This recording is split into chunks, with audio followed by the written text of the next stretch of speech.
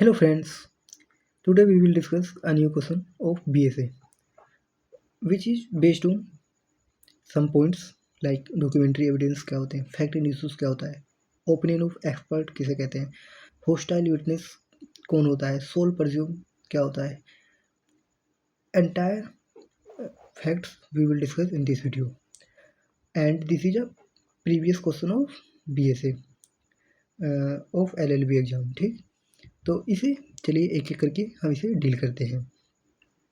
यहाँ पर आपको क्वेश्चन में पेपर में आया था कि आपको शॉर्ट नोट लिखना है any four of the following, मतलब इनमें 5 दिए जाते हैं आपको, उसमें से 4 के बारे में लिखना है। तो चलिए हम पाँचों के बारे में देख लेते हैं इसके आंसर्स एंड काफ़ी अच्छे से इन्हें समझ लेते हैं। तो चलिए आगे चलते हैं विदाउट डिले। पहले हम बात करते हैं कि डॉक्यूमेंट्री एविडेंस क्या होते हैं। यहाँ पर अगर आप देखेंगे ये रेफर करते हैं to any material presented in the form of document, writing or electronic record which can be used as evidence in legal proceedings. These are इसे हम डॉक्यूमेंट्री एविडेंस कहते हैं। ठीक है, जिसे ऐसे जो राइट किए गए हों, इलेक्ट्रॉनिक रिकॉर्ड में रहते हैं हमारे, in the form of document हो, उसे हम डॉक्यूमेंट्री एविडेंस कहते हैं। ठीक है, जो एक लीगल प्रोसीडिंग जो चलती है कोर्ट में उसमें मतलब यूज़ किया जाता है ऐसा एविडेंस, उसे कहते हैं। हमारा सेक्शन 3 बात करता है इंडियन एविडेंस एक्ट 1872 का, और ये पहले अब BSA नया कानून आ गया, उसके अंदर सेक्शन 2 में बात करी जाती है और सेक्शन 2 के 1E में बात होती है डॉक्यूमेंट की। ठीक है, एस एनी मैटर एक्सप्रेस और describe upon any substance by means of letter, figure और मार्क और by more than one of this. ठीक है,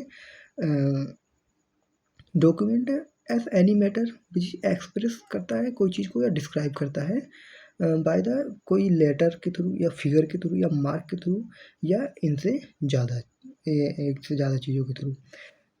तो उसका that intended to be use और which may be use for purpose for of recording that matter. ठीक है, under the Indian evidence documentary evidence is considered highly reliable and its admissibility is subject to certain rules. क्यों यहाँ पे highly reliable कहा जा रहा है? क्योंकि एक हमारा डॉक्यूमेंट्री होता है और एक ओरल डॉक्यूमेंट होता है। तो ओरल वाला इतना रिलायबल नहीं होता जितना कि ये डॉक्यूमेंट्री होता है, क्योंकि रिटर्न फॉर्म में होता है, इलेक्ट्रॉनिक रिकॉर्ड फॉर्म में होता है हमारे पास, तो काफ़ी मतलब रिलायबल हो जाता है इसलिए। And its admissibility is subject to certain rules, but certain rules के एडमिसिबिलिटी पे बेस्ड होता है। Section 61 to 65 of Indian evidence act deal करता है with the admissibility of various type of documentary evidence such as public document, private document, certified copies and electronic record. ये जो अब section 61 से 65 ये डील करता है हमारा अब 56 से लेकर 64 के बीच में। ठीक है, इसमें यहाँ पे पब्लिक डॉक्यूमेंट्स की बात होती है, प्राइवेट डॉक्यूमेंट्स की बात होती है, सर्टिफाइड कॉपीज़ की बात होती है, इलेक्ट्रॉनिक रिकॉर्ड्स की बात होती है। And documentary evidence can be used to prove various facts and issues and an essential tool in stabilizing case in court। ठीक है, एंड आगे चलते हैं। अगर हम रिलीवेंसी की बात करें documentary evidence, the provision related to the documentary evidence are provided under chapter 5 of Indian evidence act section 3, जो कि अब सेक्शन 2 में हम बात करते हैं यहाँ पर। ठीक है, ये एक्ट डिफाइन करता है टर्म डॉक्यूमेंट। ठीक है, इस सेक्शन में any matter which is express और describe on any substance by mean of letter, figure or mark or by more than one means which can be used for recording that matter is considered as document। okay, and चलिए और आगे चलते हैं। And यहाँ पर बात होती है कि document produce before the court as evidence are the documentary evidence. ठीक है, जो डॉक्यूमेंट कोर्ट के सामने लाए जाते हैं वो डॉक्यूमेंट्री एविडेंस होते हैं। एंड मस्ट बी प्राइमरी और secondary evidence to prove the content of document. ठीक है, एंड यहाँ पर जरूरी है कि प्राइमरी और सेकेंडरी एविडेंस लाया जाए प्रूव करने के लिए content of the document. Primary evidence has been defined under section 62। ठीक है, प्राइमरी एविडेंस सेक्शन 62 में डिफाइन किया गया। Now this section become in BSA 57। ठीक है, 57 हमारी BSA का बात करता है प्राइमरी एविडेंस। ठीक है, of the Indian evidence act का 62 बोलता है। And it means original document when itself produce before the court for the inspection. Primary evidence के अंदर आता है जो हमारा, जैसे हम ओरिजिनल डॉक्यूमेंट हम खुद से प्रोड्यूस मतलब कोर्ट के सामने देते हैं इंस्पेक्शन के लिए, तो वो प्राइमरी एविडेंस होता है। ठीक है, एंड आगे चलते हैं। यहाँ पर हम बात करते हैं ओरल एंड डॉक्यूमेंट्री एविडेंस की बात करते हैं। यहाँ पर हम सेक्शन 3 हमारा बात करता है एविडेंस, ठीक है। नाउ दिस इज अब BSA में ये सेक्शन कहाँ चला गया है, 2(1)E में, ठीक है।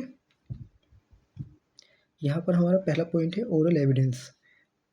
ओरल एविडेंस क्या होते हैं, जैसे कोई स्टेटमेंट हुआ, that witness are allowed to require to make in front of the court. जैसे कोई विटनेस आता है, वो ओरली कोई चीज़ कहता है, तो वो ओरल एविडेंस हो जाता है। द फैक्ट बीइंग इन्वेस्टिगेटेड, जब फैक्ट इन्वेस्टिगेट चल रहा होता है। और documentary evidence include any return material,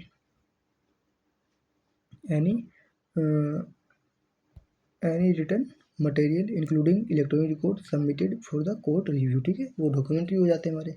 section 59 oral evidence की बात करता है, ठीक है। सेक्शन 59 हमारा ओरल एविडेंस की बात करता है अंडर इंडियन एविडेंस एक्ट, और ये सेक्शन 54 BSA में बात करता है ओरल एविडेंस की, ठीक है। Can we use to prove any truth with the exception of the information contain in return और डिजिटल रिकॉर्ड, ठीक है। ये हमारा होता है। एंड आगे चलते हैं। Oral evidence and documentary evidence are two categories of evidence listed in section 3। अभी सेक्शन 2 में इसकी बात होती है BSA में। All statement that witness are allowed और required to make in front of the court regarding the fact being investigated are considered oral evidence, ठीक है। जो भी स्टेटमेंट विटनेस किए जाते हैं, मतलब इन फ्रंट ऑफ कोर्ट, उन्हें हम ओरल एविडेंस में काउंट करते हैं, ठीक है। ओरल रिफर टू जैसे वर्बली कोई चीज़ कहना, ओरली मतलब मुंह से कुछ कोई चीज़ कहना, उसे ओरल माना जाता है। However in accordance with section 119, in accordance 119 जो कि अब 125 डील करता है, इसके बारे में क्या कहता है section 119, evidence so given shall be deem to be oral evidence, ठीक है। एक सेक्शन 119 जो 125 सब डील करता है, कहता है कि एविडेंस जो दिया जा रहा है वो ओरल एविडेंस डीम किया जाएगा, ठीक है। A witness who is unable to speak may give his testimony in any other way in which he can make it understandable such as writing और sign। अगर कोई जैसे बोल नहीं पाता है, डम विटनेस है, तो वो अपने मतलब साइन के द्वारा, राइटिंग के द्वारा दे सकता है, उसे भी ऐसा ओरल काउंट किया जाएगा अकॉर्डिंग टू सेक्शन 119, ठीक है। Oral evidence is extended under section 190 is a legal fiction, ठीक है। इसको लीगल फिक्शन के तौर पे एक्सटेंड किया गया है अंडर सेक्शन 119, जो कि अब 125 में डील करता है। एंड एनी मटेरियल और electronic record introduce in court to demonstrate और prove a fact is referred as documentary evidence, ठीक है। कोई भी इलेक्ट्रॉनिक डॉक्यूमेंट जो कि इंट्रोड्यूस किया है कोर्ट में, जो ये दिखा रहा है या प्रूव कर रहा है जो फैक्ट प्रेजेंट किया है, रिफर्ड एज डॉक्यूमेंट एविडेंस, ठीक है। It is covered by section 61 through 90A of chapter 5 of Indian evidence act, ठीक है। The act provide solution on how to prove the content of a document, specially section 61 to 66 which describe wide requirement for demonstrating documentary evidence in various context, ठीक है। And चलिए आगे चलते हैं। अब हम बात करते हैं डॉक्यूमेंट्री एविडेंस, हमने देख लिया। और ये टू कैटेगरीज होते हैं, ये पब्लिक और एक प्राइवेट डॉक्यूमेंट, ठीक है। डॉक्यूमेंट भी हमने जाना डॉक्यूमेंट क्या होता है, लेकिन ये अब इसकी कैटेगरीज पे बात करते हैं। एक पब्लिक होता है, एक प्राइवेट डॉक्यूमेंट होता है। तो जो प्राइवेट डॉक्यूमेंट होता है, इसकी बात होती है हमारे 74 of Indian evidence act and 74 clause 1 of BNSS, ठीक है। पब्लिक डॉक्यूमेंट की जैसे public record are defined as certified copies provided by an authority, ठीक है। और reproduction of entire entries found in public registered books or records related to relevant facts such as birth and marriage certificate, FIR filed with the police and water utility bills, these are public documents, ठीक है, जो कि public registered में होते हैं, ठीक है। Books में होते हैं, रिकॉर्ड्स में होते हैं, ठीक है। कौन कौन से, जैसे FIR हुआ हमारा, मैरिज सर्टिफिकेट हुआ, बर्थ सर्टिफिकेट हुआ, पुलिस और वाटर यूटिलिटी बिल्स हुआ, ये सब हमारे पब्लिक डॉक्यूमेंट्स में आ जाते हैं, ठीक है। According to section 74 of Indian evidence act and 74 clause 1 BNSS। एंड अगर हम प्राइवेट डॉक्यूमेंट्स की बात करें, तो प्राइवेट डॉक्यूमेंट्स हमारा डील करता है section 75 of Indian evidence act and 74 clause two BNSS, ठीक है। Private document contains correspondence between opposing party to a dispute such as letter, agreement, email and are protected by section 75 of Indian Evidence Act, ठीक है। And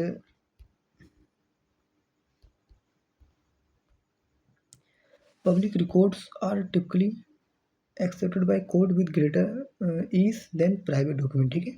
public record को मतलब court में एक easier वे में accept कर लिया जाता है rather than private documents since they are less likely to be altered, ठीक है, क्योंकि पब्लिक रिकॉर्ड्स में मतलब एल्टर्ड बहुत ही लेस होता है, लाइकली होता है। Furthermore it if necessary the province of open source document can be tracked back to reliable source, ठीक है। एंड जो हमारा प्राइमरी एविडेंस होता है 57 ऑफ BA से डील करता है हमारा प्राइवेट एविडेंस, ठीक है, और सेक्शन 62 हमारा डील करता था इंडियन एविडेंस एक्ट। तो primary evidence often referred as best और highest evidence is a kind of evidence that provides a greater assurance regarding the fact in question in according to with section 62 of Indian Evidence Act 1872 to confirm the condition of a transaction that is documented in writing in original document itself if accessible should be so in its original form, ठीक है। Documents may only be proved by their primary evidence according to section 64. However, section 65 permits the use of supporting evidence in specific circumstances. Okay. The original document submitted to the court for review serve as the main piece of evidence. जो भी original document submit किया जाता है court में सर्व करता है main piece of evidence. The following unusual circumstances are mentioned in section 62 explanation. When a document is executed in section such each section serves as its main source of evidence. When a document is signed in counterpart, each counterpart acts as the main source of evidence against the parties that sign it. Okay. यहाँ पर secondary evidence की अगर हम बात करें तो secondary evidence 58 of BA से बात करता है, ठीक है, and define as evidence other than primary evidence in section 63 of IEA 1872. 5 different element recognize a secondary evidence are included in this section, ठीक है। 5 डिफरेंट एलिमेंट के द्वारा रिकॉग्नाइज किया गया सेकेंडरी एविडेंस, जैसे official copies of document and mechanical copies made from original, copies made in comparison to do, these are secondary evidence recognise किए गए under भारतीय साक्ष्य अधिनियम, ठीक है, एंड इंडियन एविडेंस एक्ट। और documents that had their counter signature added by non signatory, ठीक है। एंड इसके बाद हमारा spoken explanations of a document content provided by a person who has actually seen और रीड इट, ठीक है। Copies made from mechanically and copy of copies that have been compared to the original are expected eight supporting document. A copy of copy is typically admissible as supporting document nevertheless. तो ये होता है हमारा secondary evidence और primary evidence हमने देखा। अब हम बात करते हैं फैक्ट एंड इशू की। बेसिकली फैक्ट एंड इशू वो होते हैं जब दो पार्टी का केस चल रहा होता है, तो जो डिस्प्यूट वाली बातें होती हैं उसे कहते हैं फैक्ट एंड इशू, जिसके बेस डिस्प्यूट एलिमेंट जिसे हम कह सकते हैं, ठीक है, वही होता है फैक्ट एंड इशू। प्रोसीडिंग के दौरान चल रहा होता है एक legal proceeding in the court must decide to arrive at a judgement, ठीक है। तो these are the material factors that form the basis of dispute between, ठीक है। जो डिस्प्यूट जिन बातों को लेकर चल रहा होता है वही फैक्ट एंड इशू होते हैं हमारे, ठीक है। Base of dispute between parties होता है ये, ठीक है। एंड यहाँ पर अगर हम देखें तो section 3 of Indian evidence act define करता है fact as something that is either perceived by sense और नोन टू हैव हैपन, ठीक है। एंड तो यही होता है फैक्ट एंड इशू हमारा। In a trial the parties present evidence and argument to support their respective version of fact in issue, ठीक है।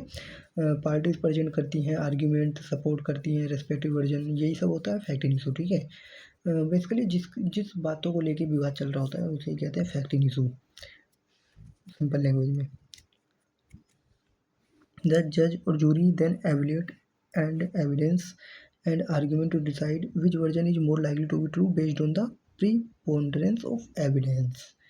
एंड इसके बाद अगर हम बात करें ओपिनियन ऑफ एक्सपर्ट की, तो यहाँ पर ओपिनियन ऑफ एक्सपर्ट एडमिसिबल होता है under Indian evidence act 1872 when certain condition are met. ठीक है, सेक्शन 45 बात करता है हमारा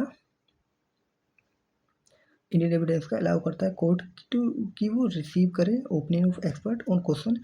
मतलब जब भी कोई जैसे विटनेस आया, वो मतलब कोई भी फैक्ट समझ नहीं आता कोर्ट को, साइंस से रिलेटेड हो कोई, तो जैसे आपने पिक्चर्स वगैरह में देखा होगा ना, डॉक्टर्स वगैरह को बुलाया जाता है कि ये मेडिसिन को प्रूफ करो, कौन सी मेडिसिन है, कैसे ली जाती है, तो वो एक्सपर्ट का ओपिनियन लेते हैं। तो ये कोर्ट को राइट होता है कि वो रिसीव करे opinion of the expert on question of science, art और फॉरेन लॉ। ठीक है, the opinion must be given by a person who is an expert, और ओपिनियन उसके द्वारा ही दिया जाता है जो कि एक्सपर्ट हो उस रिलेवेंट फील्ड में जिसके बारे में ओपिनियन लिया जा रहा है। ठीक है, and the expert must be competent to form an opinion on the subject. And इसके बाद court has the discretion to accept or reject an expert opinion based on expert qualification, the methodology used to arrive at the opinion, and the relevance and credibility of the opinion। ठीक है, कोई opinion को लेके विरोधाभास हुआ तो एक methodology use किया जाता है ताकि उसकी रिलेवेंसी बन सके। ठीक है, तो ओपिनियन लिया जाता है केस के कॉन्टेक्स्ट में। Expert opinions can be valuable in helping the court understand complex technical matters, और ये एक्सपर्ट ओपिनियन जो भी कॉम्प्लेक्स टेक्निकल मैटर्स होते हैं उनको अंडरस्टैंड करने में हेल्प करता है कोर्ट के लिए। Beyond the scope average person knowledge, जो भी एक एवरेज पर्सन की नॉलेज होती है उससे थोड़ा आगे जाके उस चीज़ों को समझा जाता है एक्सपर्ट के द्वारा। ठीक है, एंड उसके बाद हम होस्टाइल विटनेस की बात करें तो होस्टाइल विटनेस जो मतलब जो पार्टी बुलाई होती है विटनेस को, उसी पार्टी के जो बयान दिया होता है फिर वो उसी अपने बयान को पलट देता है। ठीक है, that's give another statement which have Periyar given by that person, that become hostile witness. ठीक है, जो पार्टी कॉल करती है उन्हें उसी के सपोर्ट में नहीं करता, वो अपने स्टेटमेंट पहले करता है और फिर वो अपना बयान बदल देता है। ठीक है, जैसे फिल्म कहते हैं नहीं कि पहले तो ये बयान दिया था अब बयान बदल देते हैं, तो वो वही होते हैं hostile witness. And antagonistic toward the party, unfriendly और एंटागोनिस्टिक हो जाते हैं पार्टी की तरफ। When a witness turn hostile, it means that their testimony is contradictory to their earlier statement। मतलब पहले जो स्टेटमेंट दिया होता है और अब स्टेटमेंट दूसरा हो जाता है, तो स्टेटमेंट पलट देता है तो हॉस्टाइल हो जाता है। ठीक है, against the interest of the party who called them to testify. ठीक है, अपनी पार्टी के अगेंस्ट में कुछ भी कह देना। In such situation the party who called the witness has the right to cross examination. मतलब ऐसी सिचुएशन में जो पार्टी विटनेस बुलाई होती है उसके पास राइट होता है कि वो क्रॉस एग्जामिनेशन करे, दोबारा से क्वेश्चन आंसर करे विटनेस से। Bring out contradiction and highlighted witness hostile attitude, ताकि उसका जो कॉन्ट्रडिक्शन है हाईलाइट उसको ब्रिंग आउट करें, सामने लाए विटनेस का हॉस्टाइल एटीट्यूड, जो भी वो विरोधाभासी बातें करता है, मतलब स्टेटमेंट बाद में दे रहा है उसको। The Indian evidence act does not have a specific provision for hostile witness, लेकिन इंडियन एविडेंस एक्ट या कहीं भारतीय में इसके बारे में कोई स्पेसिफिक प्रोविजन नहीं है, but the court has a discretionary, court के पास पावर है कि वो अलाउ करे cross examination to elicit the truth and expose the creativity of the witness. ठीक है, this is based on court decision कि वो अलाउ करे क्रॉस एग्जामिनेशन करने का हॉस्टाइल विटनेस अगर कोई हो जाता है, कोई अपना बयान चेंज करता है पहले दिया गया। ठीक है, कोई भी statement if have given barrier then afterward they change or on statement, then the court have the power to allow the party who have called that witness to cross examine to clarify and highlight the witness hostile attitude। Okay, then we have to see sole presume। sole presume क्या होता है, refer करता है एक legal presumption of certain fact under Indian evidence act. ठीक है, presumption is a rule of law that allow the court to draw an inference of the existence of a fact based on the existence of some other fact which have been proven or admitted. The court may raise a presumption if the condition is specified in the relevant section. ठीक है, यहाँ पर section 4 से 114 of Indian evidence act बात करता है। Act contain various sole presume provision. For example section 113 presume that in certain cases of suicide और dowry death the accuse can be presume guilt. ठीक है, जैसे अगर हम माने कोर्ट मतलब सोल प्रिज्यूम कर लेता है, मान लेता है अपराधी कुछ क्राइम जैसे सुसाइड हो गया, डोरी डेथ क्राइम हो गया, इस सब में मतलब गिल्टी मान लेता है अक्यूज को। ये प्रूफ अनलेस प्रूवन अदरवाइज, तो सामने वाली पार्टी डिफेंस पार्टी को ये प्रूव करना होता है कि मतलब उसने वो क्राइम नहीं किया है हमारे मुवक्किल ने। ठीक है, तो सोल प्रिज्यूम का मतलब होता है कोर्ट ऑलरेडी मान चुका होता है, ऑलरेडी मान के बैठ जाता है कि हाँ ये क्राइम किया है, बट इसको फिर सामने वाली पार्टी को इसे मतलब देखना होता है कि क्राइम नहीं किया है। ठीक है, उसे प्रूवन करना होता है। सिमिलरली सेक्शन 90 हमारा डील करता है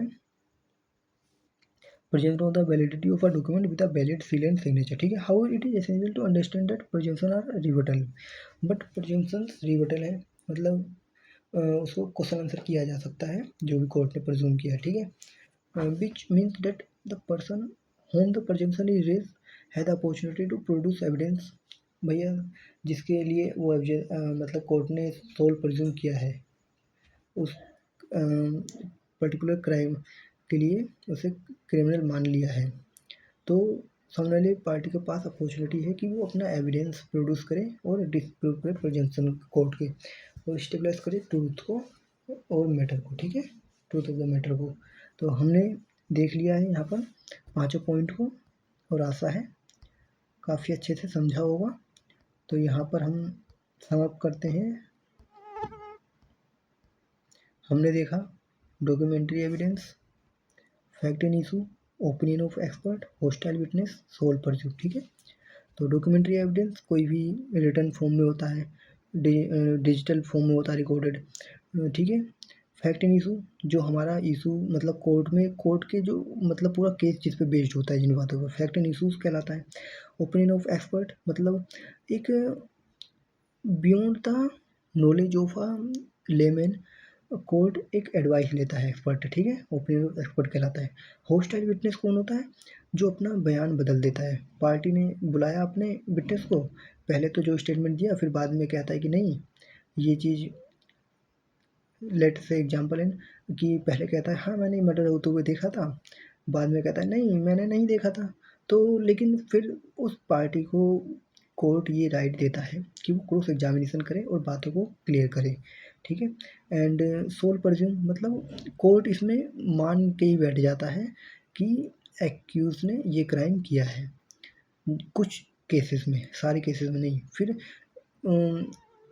डिफेंस एडवोकेट कैन क्लेरिफ मतलब वो मतलब रिबटल होता है ये, तो इसमें एविडेंस वगैरह प्रोड्यूस करके पार्टी वो ये साबित करे कि हमारे क्लाइंट ने ये क्राइम नहीं किया है। ठीक है, तो सोल प्रिज्यूम में कोर्ट ऑलरेडी मान के बैठ जाता है। ठीक है, तो आशा है आपने पाँचों पॉइंट काफ़ी अच्छे से समझ लिया है। तो चलिए मिलते हैं नए क्वेश्चन के साथ, नए टॉपिक के साथ, तो बने रहिएगा। All the best, bye.